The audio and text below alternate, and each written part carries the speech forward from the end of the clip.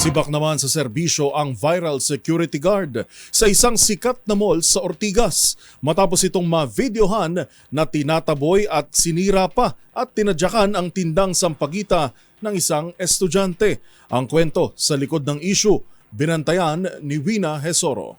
Sinibak na ang security guard at hindi napapayagang makapagserbisyo pa sa alinmang mall ng SM matapos ang mangyaring pagtatalo ng CQ at batang estudyante sa labas ng mall sa Mandaluyong. Sa inilabas na pahayag ng SM Mega Mall tungkol sa insidente, sinabi nitong kinokondena nila ang nangyari sa bata. Sa viral video, makikita ang pagpapaalis ng CQ sa batang babae habang bitbit ang itinitinda niyang sampagita. Tumindi ang tensyon sa pagitan nila nang sapilitan ng pinaalis ng guard ang bata at inagaw ang sampagita para sirain.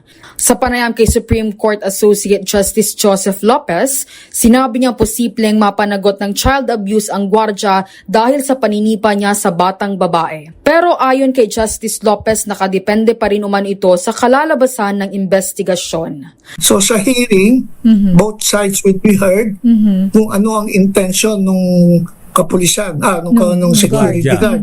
Ang intent niya ba talaga pahiyain, alisin ang dignidad ng bata o sirain ang kalooban ng bata, magiging child abuse yun. Kung wala naman siyang intent na gano'n, ang kanya lang para sabihin sa bata, medyo umalis ka na dyan, hindi kayo pwede dyan.